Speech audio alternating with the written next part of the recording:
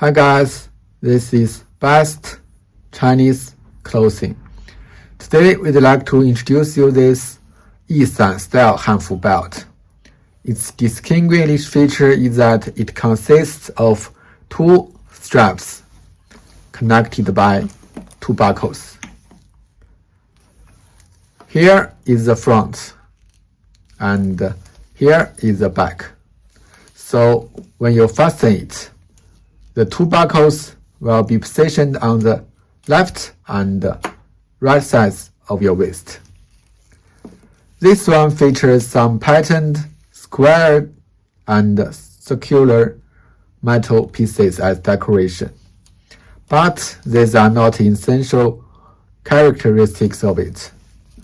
The defining feature of a Yisan belt is its composition of two straps, which result in two buckles.